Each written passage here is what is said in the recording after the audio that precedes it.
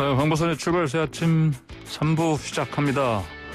자, 청취자 여러분들 방송 들으시면서 의견 주실 분들은 우물 정자에다가 숫자는 0945번 누르셔서 50원 유료 문자로 보내주시기 바랍니다. 유튜브에서 YTN 라디오 검색하셔서 보이는 라디오로도 저희 출발 새 아침 프로그램 함께 하실 수 있습니다. 구독 버튼도 꾹 눌러주시면 감사하겠습니다. 자, 3부 시작합니다. 여론조사의 모든 것을 속속들이 알아보는 시간, 무릎을 탑치게 만드는 예리한 분석을 전해준 분이죠. 배추도사 인사이트 K 배종찬 연구소장, 오늘도 아쉽지만 코로나 때문에 전화로 만나봅니다. 안녕하십니까? 안녕하십니까? 무릎팍도사 배추도사 배종찬입니다. 네, 오늘은 차기 대선 후보 지지도 조사부터 좀 알아볼까요? 어떤 결과 나왔습니까? 제명 독주, 터결 빠짐, 낙연 주춤, 이런 상황으로 나타났습니다. 다시 한번 네. 해주세요. 네, 제명 독주, 네. 터결 빠짐, 서결 빠짐, 낙연 주춤. 낙연 주춤. 예. 정리가 되네요. 네. 이해하시기 쉽도록 좀 네.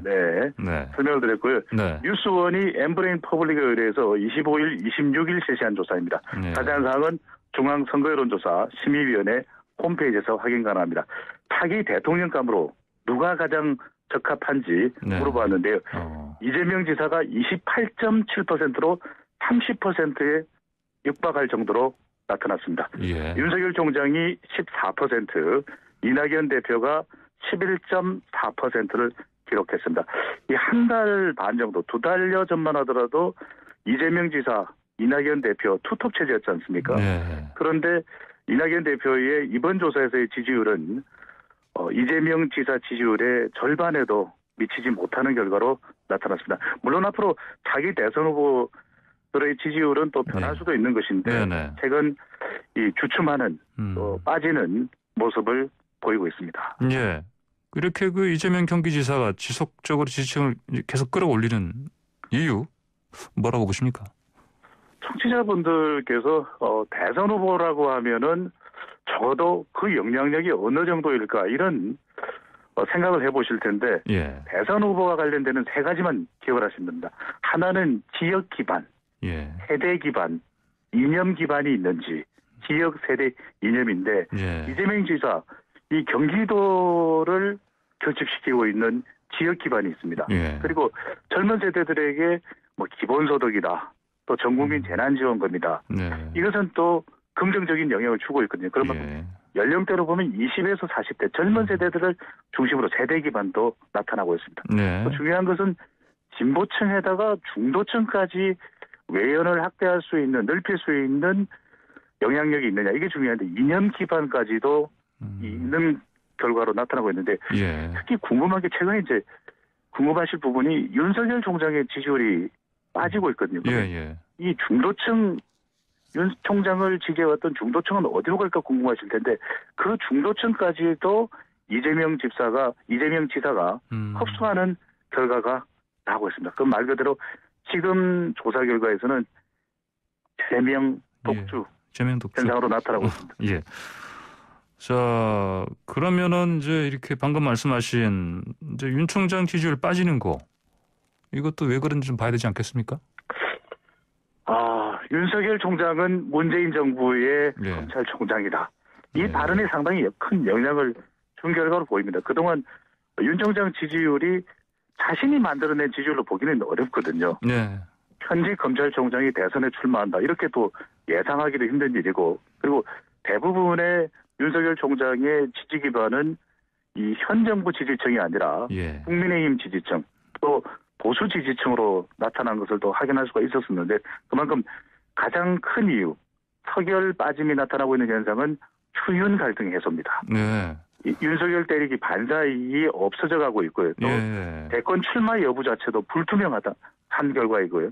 또 대통령 신년 기자회견, 조금 전에 말씀드렸습니다만은 문재인 대통령의 신년 기자회견의 발언 자체가 더 이상 윤 총장 쪽으로 국민의힘 또는 이 보수층이 여전히 지지율이 꽤 비교적 높은 편으로 나타나고는 있지만 한창 높을 때보다는 비교한다면 빠지는 결과로 나타나고 있습니다.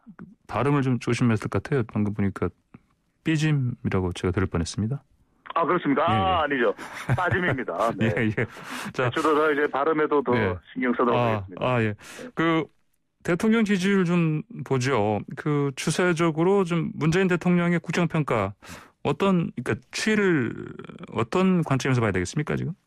네, 발표되는 여론조사 결과가 여러 가지가 있습니다. 그래서 대체적으로 종합적으로 추이를 분석드리는 것이 그 이해하기 좋으실 텐데요. 예. 지난 12월 말까지만 하더라도 문재인 대통령 계속 하락세를 보였는데 1월 들어서 신년 기자회견을 분기점으로 해서 지지율 반등하는 모습입니다. 예. 아주 뭐 10%, 20% 이렇게 뭐 초급등하는 수준은 아니더라도 30%까지 내려갔던 대통령의 지지율이 뭐 40%대로 또 반등하는 네네. 그런 추세로 나타나고 있고요.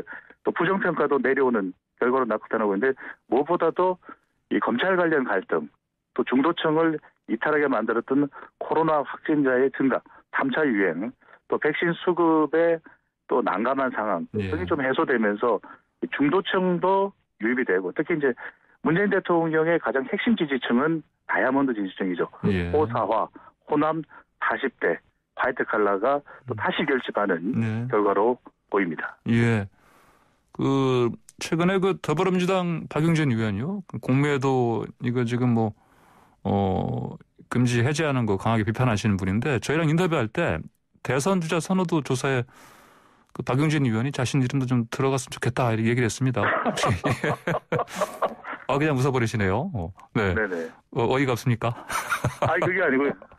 더불어민주당은 예. 박용진 의원 하면은 또 부동산 이슈가 아주 각인돼 있는 그런 인물이거든요. 대추도사와는 또 동갑입니다. 아, 그렇군요. 같이 또 방송 패널로 또 상당한 기간 동안 함께 활동하게 됐는데 아주 역량 있고 단지 아직까지 대선 후보로서의 지지율은 나오고 있지 않다는 점 안타깝습니다. 그러니까요. 본인 이름 이렇게 자주 등장하는 것 같지 않습니다. 여론조사해 보니까. 네. 자, 소장님 이제 4월 보궐선거 70일 남았습니다. 보니까 서울시장, 부산시장 정당 지지율에 대한 관심도 이제 높아지는 상황인데 추세가 또 어떻습니까 이쪽은? 최근 이제 대통령 지지율이 반등하면서 이 동반 효과죠. 연동되어 있는데 더불어민주당 지지율도 다시 회복되는 모습도 있습니다. 그렇지만 또 보궐선거를 앞두고 있기 때문에 더불어민주당, 국민의힘 지지가 모두 결집하는 그런 양상도 보이고 있는데 중요한 건 보궐선거가 있는 서울과 부산일 것입니다. 특히 이제 서울의 경우에는 부동산 이슈 때문에 더불어민주당보다는 국민의힘 경쟁력이 더 있는 조사 결과가 발표되게 돼서 부산의 경우에는 여론조사에서는 울산, 경남과 함께 배 소장님 잠깐 죄송합니다. 통화 좀 음질이 안 좋아서 조금만 띄어서 한 말씀해 보시겠습니까? 예.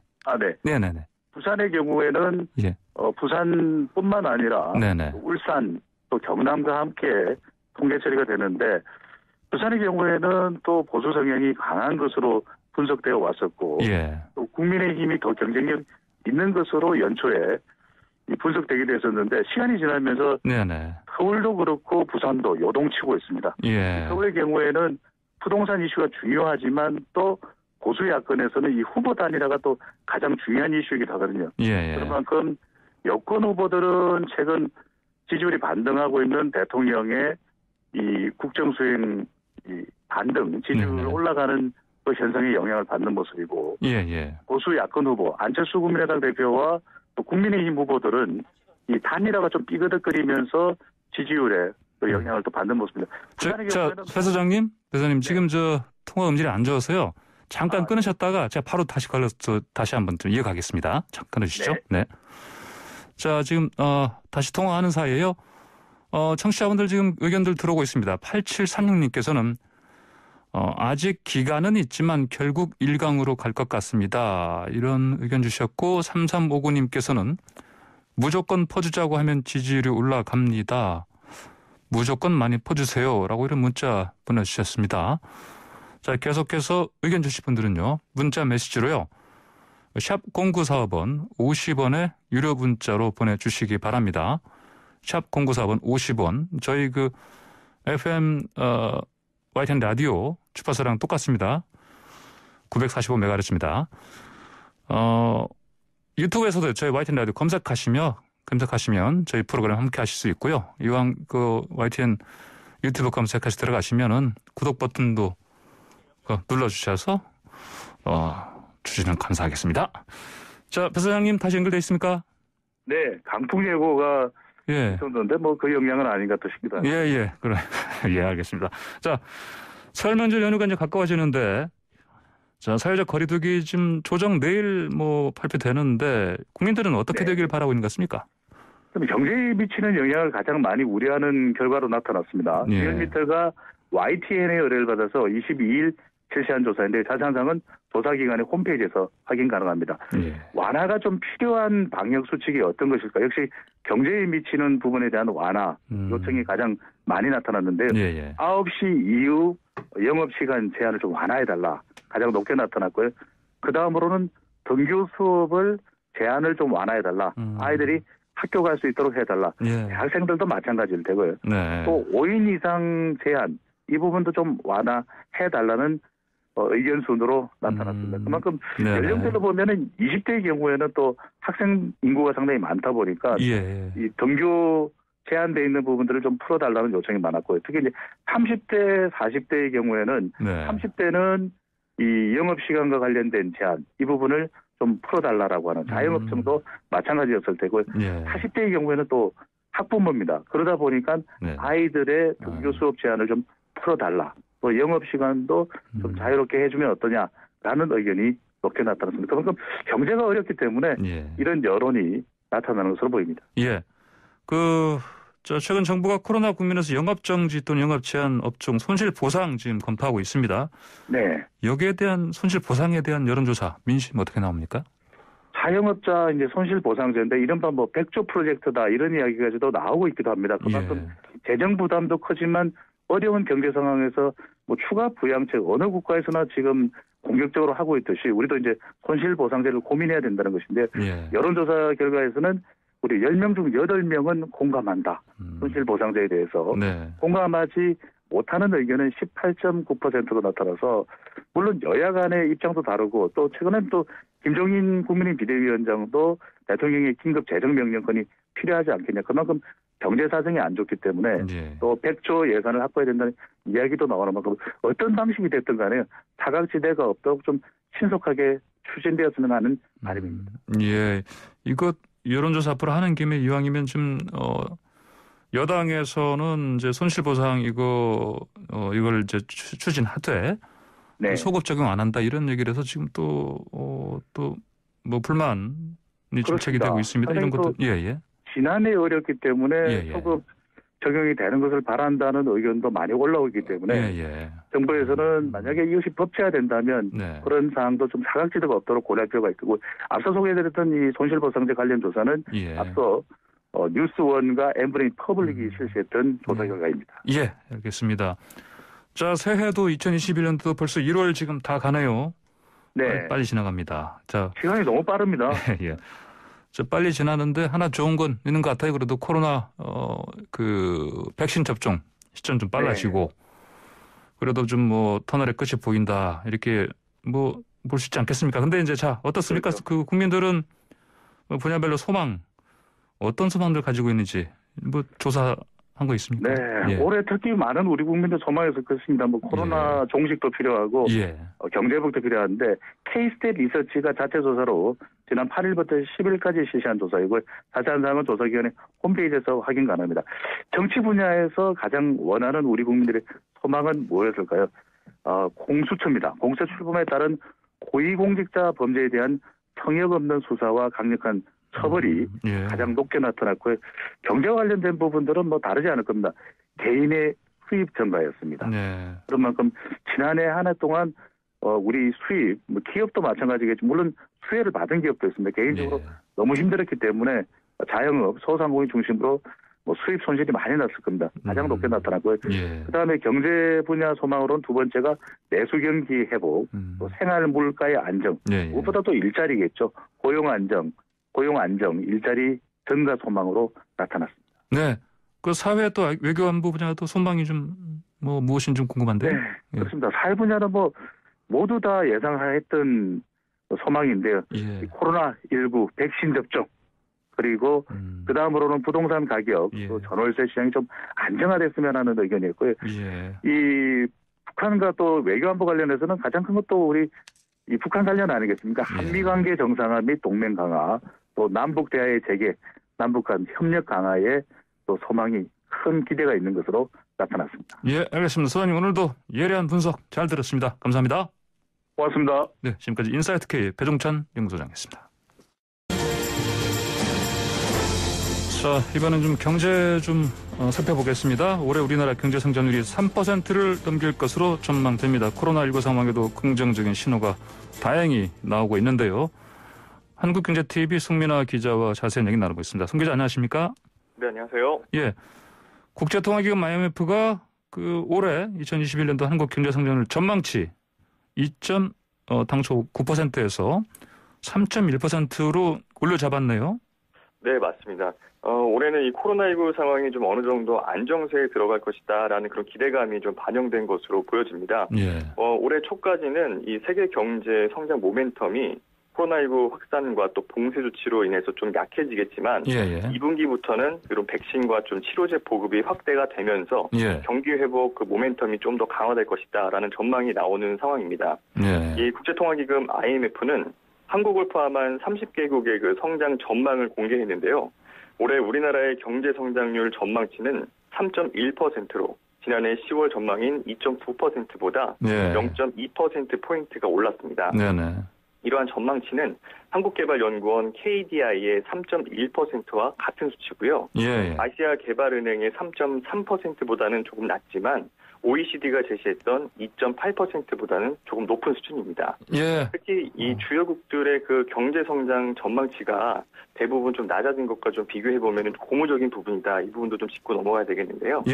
우리나라가 이제 0.2%포인트 오른 것은 이 미국의 그 2%포인트 상승 그리고 일본이 0.8%포인트가 오른 것에 비하면 상대적으로 좀 적게 올랐다. 이렇게 보여지지만 독일이 마이너스 0.7%포인트 그리고 프랑스가 마이너스 0.5, 이탈리아가 마이너스 2.2, 영국이 마이너스 1.4%포인트 하향 조정된 것과 좀 비교를 해보면 그렇게 나쁜 상황은 아니다 이렇게 보여집니다. 예, 알겠습니다. 청취자 여러분, 제가 조금 전에 주파수 고지할 때 발음이 좀 부정확했습니다. 정확히 다시 말씀드리면 FM 94.5MHz YTN 라디오입니다. 자, 송 기자님. 네. 자, 그러면 그 코로나19 중심에 있던 지난해하고 올해를 합한 성장률 전망도 좀 우리가 좀 궁금할 수 있겠는데 어떻게 나왔습니까?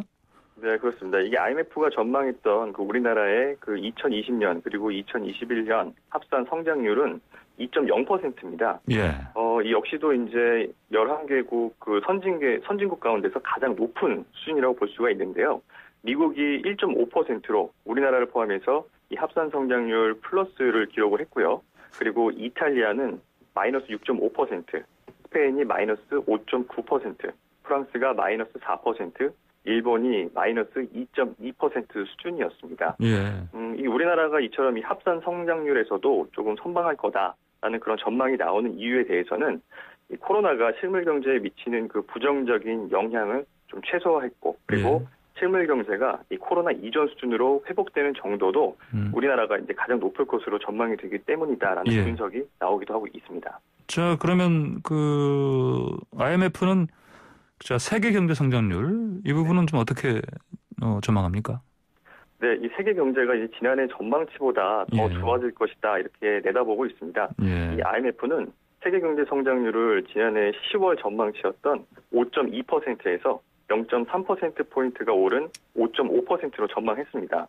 다만 이 백신 개발과 또 보급, 치료제 발달 등에 따른 이런 팬데믹 조기 종식으로 인해서 기업과 가계 심리가 조금 개선이 되면서 이 추가 재정 지원을 더 늘리는 등의 그런 상방 위험 요인 그리고 이 코로나19가 재확산되면서 이 봉쇄 조치가 강화되고 또 백신 출시가 지연되는 등의 그런 하방 위험 요인이 혼재한다 이렇게 진단을 했는데요.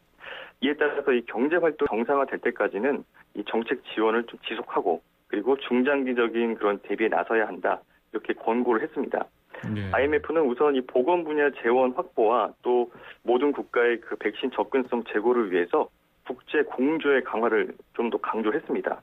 특히 이 경제 활동이 좀 정상화되면 이 정책 지원을 점진적으로 좀 축소하면서 예. 경제 회복을 지원하기 위한 그런 광범위한 정책을 좀 추진하고 그리고 실업자 재교육 그리고 이제 사회 안전망 강화 또 사회보험 확대 등을 통해서 이런 불평등을 조금 더 해소를 해야 한다 이런 쪽으로 강조를 하기도 했습니다.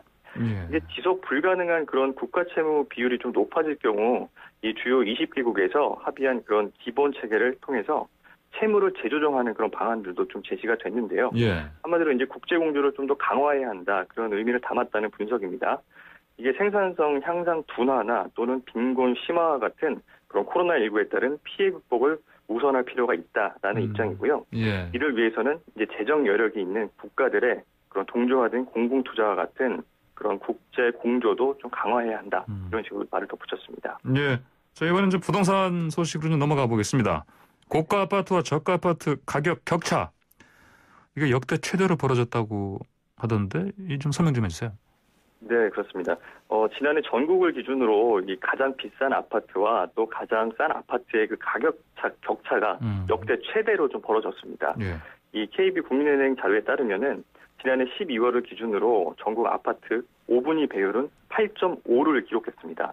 8.5. 이 5분위, 예. 5분위 배율이 뭐냐 하면은 예. 이 주택을 가격 순으로 이제 5등분을 해서 예. 상위 20%의 평균 가격을 예. 하위 20%의 평균 가격으로 나눈 값을 말합니다. 네네. 이 배율이 좀 높을수록 가격차가 심하다라는 것을 의미를 하고요. 예. 이 5분위 배율이 8.5니까 이게 상하위의 그 평균을 낸 아파트의 격차가 예. 8.5배 난다 이런 식으로 볼 수도 있습니다. 1억짜리와 네. 8.5억짜리 이렇게 볼 수 있겠네요. 예. 그렇죠. 예를 들면. 네, 이 같은 수치는 이 관련 통계 조사가 시작됐던 네. 그 2008년도에 8.2를 기록한 이래 가장 높았습니다. 참고로 이게 지난해 12월 전국 1분위 아파트 그러니까 이제 가장 싼 하위 20% 아파트의 평균 가격이 예. 1억 1,192만 원이었거든요. 예, 예. 이건 전년 대비해가지고 375만 원 오르는데 그쳤습니다. 예. 그런 반면에 이제 가장 비싼 상위 20% 아파트인 5분위 아파트의 평균 가격은 네. 9억 5,160만 원을 기록하면서 네. 전년 대비해서 2억 원 넘게 증가했습니다. 밑에 하위 20%는 고작 몇백만 원 올랐는데 맞습니다. 상위 20%는 2억 원이 넘게 올랐어요. 그렇습니다. 예. 자, 이렇게 5분위 배율 변동폭이 컸는데 그 전국적으로도 이게 좀 분포가 좀 어떻게 나왔습니까? 네, 이 전국 아파트 5분위 배율은 이제 지난 2019년 12월에 예. 이제 6.8%에서 지난해 12월에 이제 8.5%로 이게 연간 최대 변동폭을 기록한 거거든요. 예. 이제 지난해 12월을 기준으로 이제 지역별 5분위 배율을 좀 살펴보면 대전이 5.7로 가장 높았고요. 그다음에 울산이 5.4, 광주, 부산이 5.3, 경기 4.8, 대구 4.6, 서울 4.2, 인천 3.9 순이었습니다. 네. 권역별로 좀 따져보면 수도권이 6.6, 그리고 기타 지방이 5.6, 또 5대 광역시가 5.2 순이었습니다. 예. 특히 경기와 인천, 부산, 대구, 광주, 대전, 울산은 이 아파트값 5분위 배율이 2013년도에 이 관련 조사가 시작된 이래 예. 가장 높았습니다. 반면에 이제 서울은 전년도에 비해서 유일하게 낮아진 지역이었고요. 예. 한마디로 이제 서울을 제외하고 모든 지역에 걸쳐서 주거 양극화가 좀 심화됐다 이렇게 말할 수 있습니다. 그렇군요. 네. 이게 뭐 이를테면 우리가 보통 이제 부동산 가격 많이 오른 것으로 보통 얘기하는 곳이 세종시인데 네. 이거 빠진 거 보니까 그쪽은 그냥 골고루 다 비싼가 보니까 그쪽은 그렇죠? 그래도 뭐 다른 지역들이 좀 상대적으로 좀 더 많이 올랐기 때문에 그런 부분들에서 네. 그렇군요. 네. 서울이 낮아진 게 눈에 띄는데 왜 그런 겁니까? 서울의 경우에는 좀 독특한 게 예. 저가 아파트 가격마저도 좀 크게 오르면서 예. 배율이 좀 낮아졌다 이런 식으로 분석이 되고 있습니다. 차이가 좁혀졌다 이렇게 보면 되겠네요. 차이가 좁혀졌다 볼 수 있습니다. 네. 이 서울의 1분위 아파트 값을 좀 살펴보면 2019년도 12월에는 3억 7,019만 원이었습니다. 네. 근데 지난해에는 4억 7,836만 원으로 무려 이제 1억 817만 원이나 뛰어 올랐고요.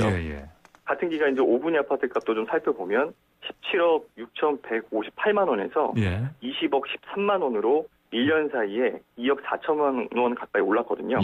이를 종합해 볼 때 상대적으로 이 배율은 좀 낮아진 셈입니다. 전문가들은 이 지방의 경우 이 지난해 광역시를 중심으로 자금이 좀 많이 몰리면서 국지적으로는 부촌이 형성됐던 반면에 서울은 전세난과 또 불안 심리가 좀 가중되면서 젊은 층의 패닉바잉이 이어졌습니다. 그래서 이 고가 주택보다 중저가 주택 수요가 높았고 이로 인해서 서울 중위 아파트 가격의 상승률이 좀 가팔랐던 것으로 분석을 했습니다. 예, 참 송 기자와 함께 계속해서 경제 얘기할 때 우리 부동산 얘기는 꼭 짚고 넘어가는데 거의. 네. 송 기자님 뭐 이렇게 어떠세요? 지금 이렇게 부동산 값 이렇게 말씀하신 대로 1분이 5분이 차이 막 격차 벌어지고 이거 피부로 느끼세요? 네, 아무래도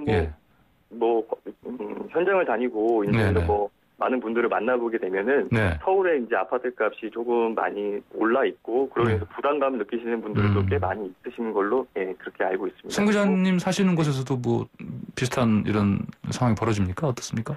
네, 실제로 이제 전세를 구하는 수요자는 많은데 전세 매물이 가장 없다 이 부분이 가장 눈에 띄게 좀 제가 느꼈던 부분이고 실제적으로 이제 전세 매물이 많이 없는 상황이어서 뭐 신혼부부라던가 좀 이런 소가족 분들 이런 분들은 집을 구하기가 좀 많이 힘든 그런 상황인 것 같습니다. 예, 그렇군요. 네. 자, 이게 집값 상승 이게 좀처럼 이게 뭐 이렇게 수그러들 기미가 없습니다. 안 보입니다. 그런데 외국인까지 부동산 거래 역대 최대를 기록했다고요? 왜 이런 현상이 지금 나타나는 거죠, 지금요? 네, 이 지난해 이제 외국인들이 국내 아파트나 이런 단독주택 그리고 다세대 주택 등을 매매한 거래량이 가장 많았던 것으로 나타났습니다. 한국 부동산원에 따르면은 지난해 외국인들의 주택 건축물 거래는 모두 21,048건이었습니다. 전년보다 18.5%가 늘어난 건데요. 이거는 관련 통계가 작성된 2006년 이후 최대치였습니다. 이 외국인들의 부동산 거래는 토지를 좀 제외하고 2014년 10,000건을 넘긴 뒤에 2015년부터 매년 증가했는데요. 그러다가 이제 2019년에는 다소 좀 주춤해지나 싶었더니 지난해 이제 18.5%가 급증하면서 사상 처음으로 2만 건을 돌파한 겁니다. 예, 이 사실 뭐 외국인이라 하면 우리가 보통 중국인들을 주목하는데 아무래도 중국인들이 많겠죠? 이 외국인 가운데. 네. 그 외국인들이 주로 매입한 지역 어디입니까? 네, 그 외국인들은 이제 주거나 이제 상업용으로 이제 부동산 거래는 주로 이제 경기 그리고 이제 서울 등 수도권에 좀 집중이 됐습니다. 지난해 이제 외국인 거래는 경기도가 8,900여 건으로 가장 많았고요. 서울시가 4,700여 건, 그 다음에 인천이 2,800여 건 등을 기록했습니다. 그중에서 이제 서울은 전년 대비해서 23% 가까이 증가한 점이 좀 눈에 띄는 부분이고요. 서울에서는 강남 3구 비중이 상대적으로 높았는데 강남구가 395건, 서초구가 312건, 송파구가 256건으로 나타났습니다. 아니 이게 보면 결국은 외국인들이 부동산 거래한 것도 지금 국내 부동산 값 자꾸 이렇게 양극화하는데 작용을 사실 상당히 세게 하는 거네요, 보니까. 그렇죠? 네, 그렇다고 볼 수 있습니다. 근데 이제 뭐 외국인의 그 부동산 거래가 불법은 아니기 때문에 좀 자연스럽게 볼 수 있는 일이긴 하지만 정부의 그 부동산 규제에 좀 허점이 있을 수 있다. 그런 좀 분석에도 힘이 실리는 분위기입니다. 일단 이 외국인들이 부동산 거래할 때에는 이 주택담보대출 비율, LTV나 또 자금 조달 계획서와 같이 우리나라 사람들에게 적용되는 매매 제약 사항들이 없습니다. 그러면서 이 정부의 부동산 규제 사각지대다라는 지적도 나오는 상황인데요. 지난해 이 국세청이 외국인의 아파트 거래 조사 과정을 살펴보면 3명 중 1명꼴인 32%가량이 소유주가 한 번도 거주한 적이 없는 아파트다라는 그런 조사 결과가 나오기도 했습니다. 그래요. 알겠습니다. 오늘 얘기는 여기까지 듣겠습니다. 감사합니다. 네, 감사합니다. 네, 한국경제TV의 송민아 기자와 함께했습니다. 네, 황보선의 출발새 아침 3분 맞추고 잠시 뒤 4부로 돌아옵니다. 네, FM 94.5MHz YTN 라디오 황보선의 출발새 아침 4부 시작합니다. 겨울방학이 끝나면서 서울을 비롯해 일부 지역 학교가 최근 개학했습니다. 다가오는 3월 신학기 소식도 궁금해지는 상황입니다. 코로나19가 아직 기승을 부리는 상황이죠. 올해 초등학교 1학년 입학식을 제대로 치를 수 있을지, 그리고 예비 고 3학 3생들은 올해 수능 준비 학교에서 제대로 할 수 있을지 걱정스럽습니다. 학부모 청취자들의 관심이 클 것 같은데, 자, 이 뉴스는 YTN 윤은숙 기자와 함께 알아봅니다. 윤 기자 안녕하십니까? 네, 안녕하세요. 예. 그 3월 신학기 그 학년별, 지역별 학생들 어떻게 등교할지 좀 명확하게 좀 정해졌습니까? 네, 오늘 오전에 교육부가 브리핑을 통해서 구체적으로 학년별 또 학교별 등교 지침을 발표할 예정인데요. 예. 이 발표를 보면 좀 더 정확하게 알 수 있을 것 같습니다. 근데 여기에 앞서서 대략적인 것은 계획이 네. 나왔는데요. 예. 예, 교육부는 업무 보고를 통해서 올해 신학기 개학 연기는 일단 없을 것이다. 이렇게 확실하게 못을 박았습니다. 네, 상황이 변하더라도 그러니까 확진자가 지금보다 뭐 좀 더 늘어나더라도 학교 문은 일단 열겠다는 건데요. 원격 수업을 병행하더라도 개학은 절대 늦추지 않고 3월부터 새학기를 시작할 거라고 강조를 했습니다. 또 입시 문제로 고3과 중3이 지난해 같은 경우는 먼저 개학을 했었는데요. 네. 올해는 초등 저학년부터 등교하는 방안을 검토를 하고 있습니다. 네, 지난해 고3, 중3 그 5월에 뒤늦게 개학했었죠? 미루다가 그랬죠? 그러면은 그 원격 수업 근데 이게 사실 이것도 하시는 뭐 양극화다 어쩐다 이런 얘기도 들었었는데 어땠습니까?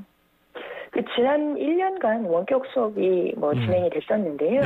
이렇게 해봤더니 초등 저학년 학생들이 가장 크게 어려움을 겪었던 것으로 나타났습니다. 그래서 교육부도 이렇게 초등 저학년을 우선적으로 등교하는 방안을 검토하고 있는 건데요.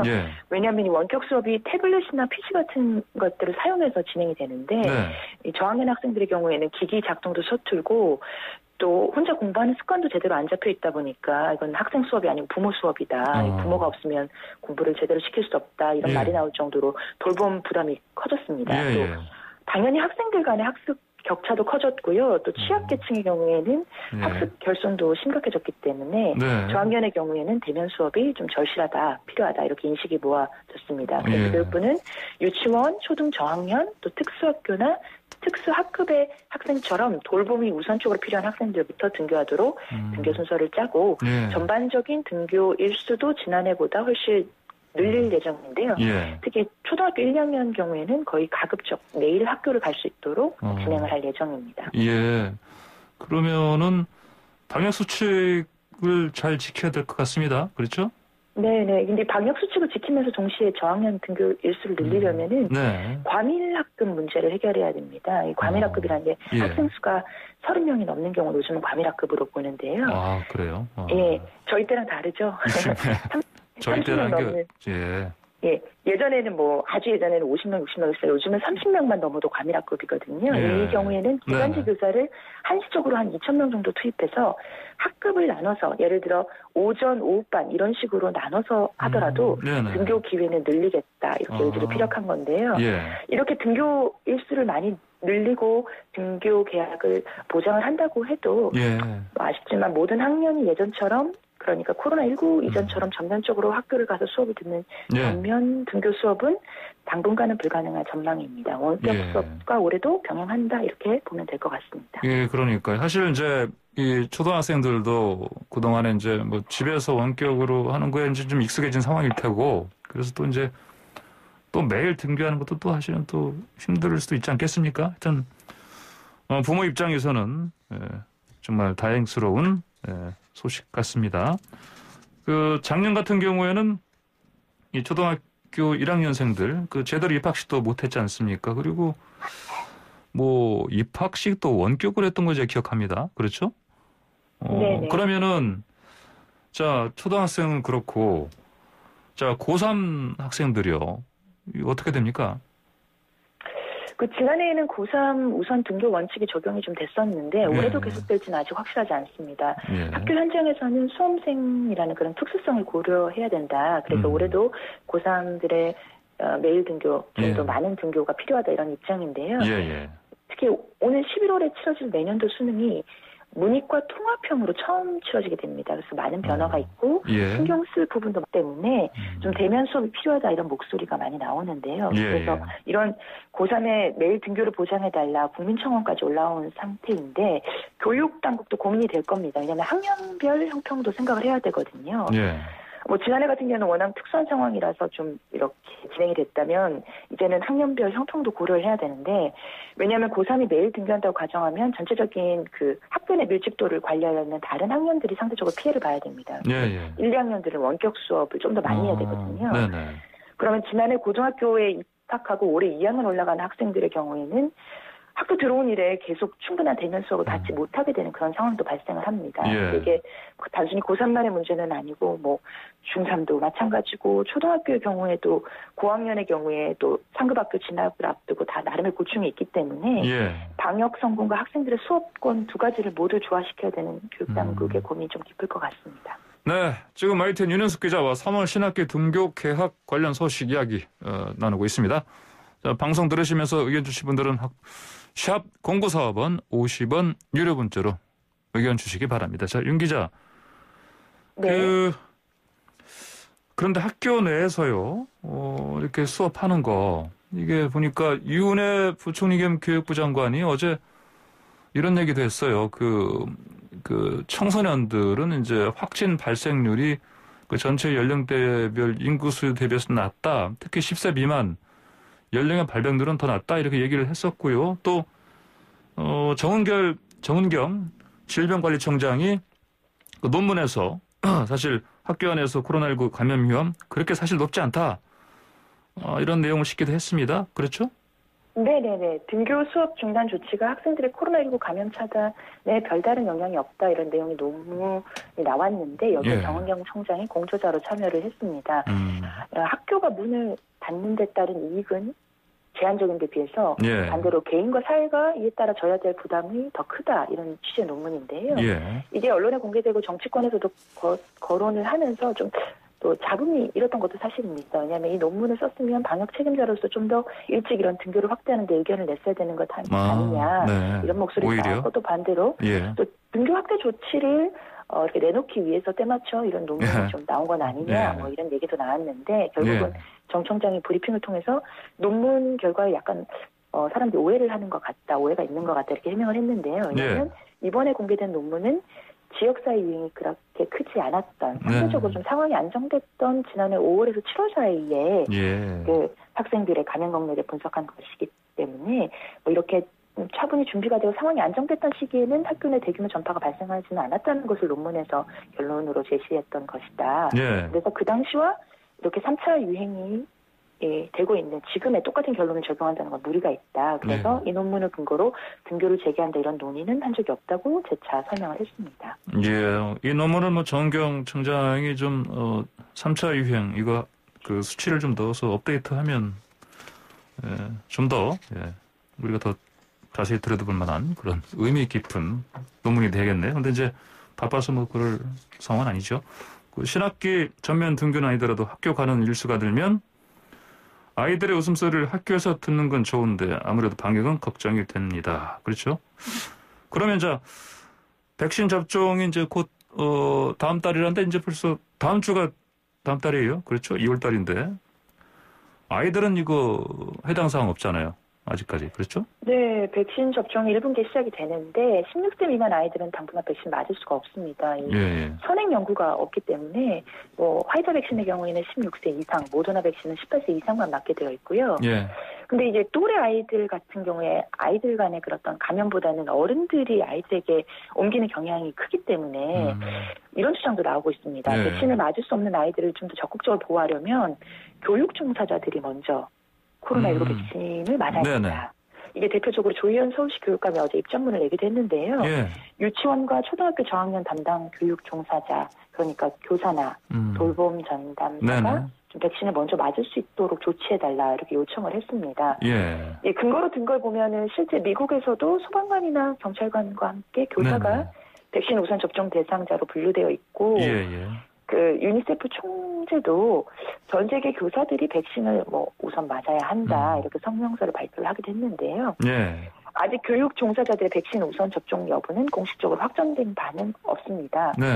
오늘 오후에 백신 접종 세부 계획이 발표되거든요. 근데 뭐 현재까지 파악된 걸로는 방침이 먼저 요양병원, 또 고위험 의료기관 종사자, 그다음에 65세 이상 노인, 그리고 그다음에 만성 질환자와 64세 이하 성인 이런 순으로 순차 접종이 실시될 예정인데 이렇게 등교 수업 확대를 앞둔 교육계의 이런 우려 사항들을 검토를 해서 백신 접종 우선순위에 교사나 뭐 돌봄 전담사와 같은 교육 관계자들이 좀 포함될지는 지켜봐야 될 것 같습니다. 예, 자 우리 학교 얘기했는데 요즘 그 비인가 그 교육시설 얘기 그 그 개신교 쪽에서 만든 그 시설 있지 않습니까? IM 선교회요.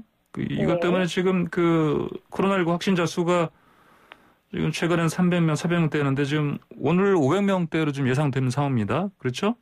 네. 이게 지금 이 종교시설에 있던 비인가 교육시설 아닙니까, 이게? 네, 그렇습니다. 이 재확산에 불씨가 되고 있는 IM 선교회에서 만든 그 비인가 교육시설들에서 네. 집단 감염이 계속 확인이 되고 있는데요.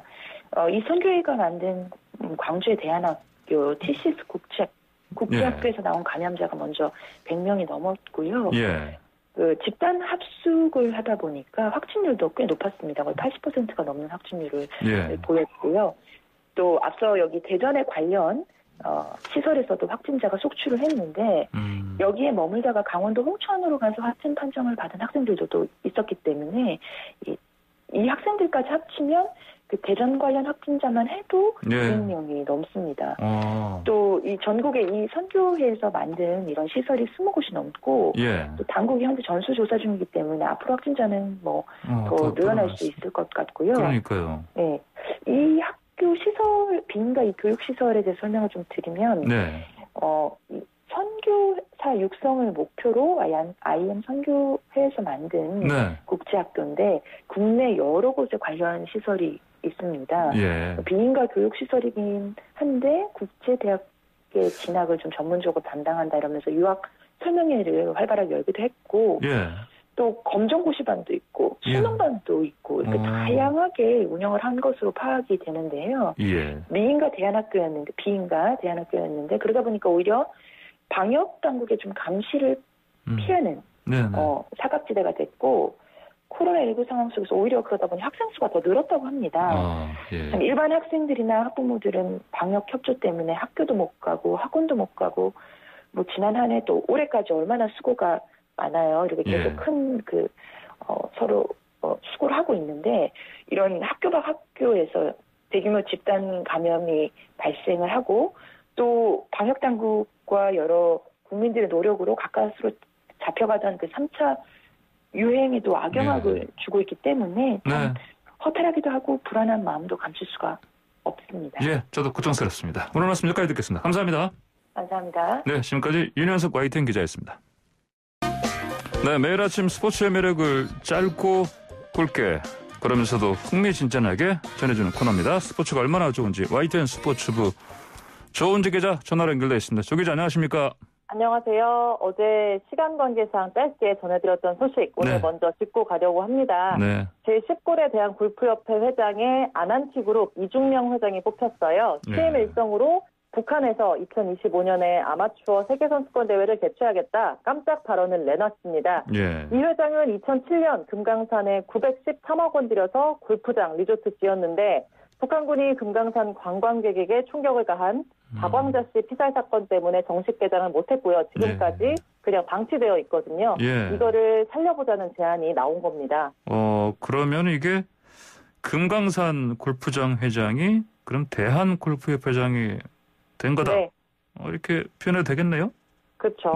근데 혼자서 할 수 있는 일은 아닌데, 그렇죠? 그렇죠. 순간적으로 그냥 한 말은 아닌 것 같아요. 이중명 회장은 통일부 이인영 장관에게 도와달라 의사를 이미 전달을 했고요. 이인영 장관은 참 좋은 민간 교류라고 생각한다 이렇게 말했다고 합니다. 남북 관계가 경색된 상황이니까 정부 입장에서는 체육 교류 그것도 민간에서 시작된 움직임 이런 교감을 마다할 이유는 전혀 없어 보입니다. 이중명 회장 취임식 현장에도 박양호 문체부 장관하고 서호 통일부 차관, 민주당 안민석 의원 등이 와서 금강산 대회 얘기를 직접 들었어요. 골프협회장은 성사 가능성이 아주 높다. 스포츠 행사랑 개인 관광은 유엔 제재 대상이 아니라 북한도 마다할 이유가 전혀 없는 묘수다 이렇게 자신을 하고 있거든요. 예. 그러면서 정관계랑 골프계 망라해서 추진위원회 곧 설립하겠다라고 했는데 다만 북한 김정은 국무위원장이 작년에 기억하실 겁니다. 금강산의 너절한 남측 시설 딱 드러내야 한다 이런 말 했었죠. 예. 독자적으로 자기들끼리 개발하겠다 이런 뜻인데요. 화답이 과연 있을지 반신반의합니다. 저는. 그러니까요. 너절하다고 참 그런 표현까지 써가면서. 네. 자, 그러니까요. 예, 이종명 회장이 얼마나 마음이 아팠을까요 그때? 예, 그 얘기 들었을 때. 예. 자, 마감 시한이 있을까요? 유치하려는 대회가 2025년 대회거든요. 그리고 네. 그 개최지 결정은 내년 8월입니다. 그래서 뭐 잔디 심고 시설 정비할 시간적 여유는 뭐 충분합니다. 근데 예. 정치적 상황이 중요한 거겠죠. 뭐 여담이지만 금강산 골프장 그거 개장을 할 때 YTN도 북한에 취재를 갔더라고요. 그래서 무려 비디오 테이프로 찍었던 당시 화면을 제가 어제 다시 봤는데. 아, 그래요? 네, 아마추어 골퍼분들이 정말 빵 터질 홈의 홀이 있어요. 이른바 깔때기 홀인데요. 그린 한가운데 홀이 있고요. 경사가 그쪽 홀을 향해서 깊게 모아지게 펴놨습니다. 그래서 온그린만 시키면 누구나 홀인원을 맛볼 수 있는 그런 홀이 있습니다. 물론 경기 때는 뭐 이거는 그냥 일반인 관광객들용이고요. 경기 때는 그 바로 옆에 일반 홀을 씁니다. 아, 그렇군요. 참 좋은 홀이네요. 네. 네. 자, 오늘 북한 특집인가요? 그 북한 호날두로 불리는 한광선 선수가 다시 북한으로 돌아가야 된다 이 얘기 들리네요? 네, 축구 팬들은 사실 한광성 선수 한두 번쯤은 다 들어봤을 이름이에요. 예. 뭐 잘하면 늘 뭐 인민 호날두라는 별명이 붙는데 98년에 평양에서 태어난 선수고 김정은 국무위원장 집권 초기에 이제 축구 선수 우리도 잘하고 싶다 엘리트 축구 선수 양성하자 해서 바르셀로나에서 유학을 했던 선수입니다. 예. 그 우리 축구 팬들이 봤을 때는 2014년에 16세 아시아 챔피언십 그 뭐 이승우 선수가 혼자 막 단독 드리블해서 일본 선수들 막 물리치고 골 넣고 막 했던 그 명장면이 나왔던 대회인데요. 예. 그때 결승에서 이승우, 백승호 뭐 그때 당시 바르셀로나 유스팀에서 뛰던 우리 선수들 팀을 결승에서 2대1로 꺾고 북한이 우승을 했습니다. 그때도 골을 넣었던 선수로 우리나라 뭐 축구팬들이 기억을 많이 하실 거예요. 이 선수가 이탈리아 명문 유벤투스에서까지 뛰었던 잠재력 있는 선수인데 유엔의 대북 제재 때문에 해외 리그 생활 접고 이제 북한으로 돌아갑니다. 어제 미국의 소리 방송 보도 내용인데요. 유엔은 이제 사실 북한 노동자들이 돈을 받아서 그 임금을 상납해서 결국에 이 돈이 핵 개발이나 미사일 개발에 쓴다. 외화벌이 노동자에게는 임금 지급해서는 안 된다. 이런 제재를 내렸어요. 그래서 외화벌이 노동자에게 임금 지급하지 말고 2년 안에 모두 본국으로 송환해라. 이런 결정이 내려졌는데 이게 2017년의 일입니다. 근데 여기서 축구 선수는 외화벌이 노동자에 속하지 않았거든요. 근데 작년 3월에 유엔이 해외파 운동선수도 외화벌이 노동자다. 얘네들도 북한으로 보내야 된다. 이렇게 지적하면서 상황이 이제 선수 상황은 계속 안 좋아졌습니다. 그래서 아무래도 이 부담 때문에 웬만한 유럽 팀들은 한광성 선수와의 계약을 꺼릴 수밖에 없고요. 작년에 유벤투스에서 정말 쫓기듯이 중동 카타르 리그로 이적을 했는데 여기서도 이제 결국 방출이 된 겁니다. 제가 봤을 때 제일 충격적이었던 거는 실제로 이 선수 연봉이 20억 원이 넘는 걸로 추정이 되거든요. 근데 현지 생활비 200만 원 정도, 1%죠. 200만 원 정도 빼고 모두 북한으로 송금을 해왔다고 합니다. 아, 그래요? 네, 월급에서 1%만 남겼네요. 어쨌든 한광성 선수뿐 아니고 뭐 박광룡 선수, 최성혁 선수 등 북한 선수 3명 모두 해외에서 뛰던 선수들인데 모두 퇴출됐고요. 대북 제재 지켜야 되는 거는 맞는데 사실 큰 무대에서 큰 꿈을 꾸던 이 축구 선수 개인의 입장에서는 참 안타깝고 비극적인 일이다. 저는 뭐 이렇게 봅니다. 예, 알겠습니다. 조은재 기자, 오늘 스포츠 소식 여기까지 듣겠습니다. 감사합니다. 네, 감사합니다. 네, 지금까지 YTN 스포츠부 조은재 기자였습니다. 네, 황보선의 출발사 침 오늘도 마칠 시간 됐습니다. YTN 라디오 앱으로 청취자 굿모닝 2021님께서 이런 메시지 주셨습니다. 황출세, 좋은 방송 잘 듣고 있습니다. 오늘도 활기차게 이런 메시지 주셨습니다. 황출세는 황보선의 출발사 침 약자입니다. 명댕이님께서는요, 오늘도 활기차게 라고 또 보내주셨습니다. 활기찬 하루 보내시기를 바랍니다. 자, 이왕이면 유튜브에 오셔서 YTN 라디오 검색하시고요. 구독 버튼도 꾹 눌러주시면 감사하겠습니다. 저희도 10만 구독 촉구 될 것 같습니다. 내일 다시 찾아뵙겠습니다. 지금까지 황보선이었습니다. 감사합니다.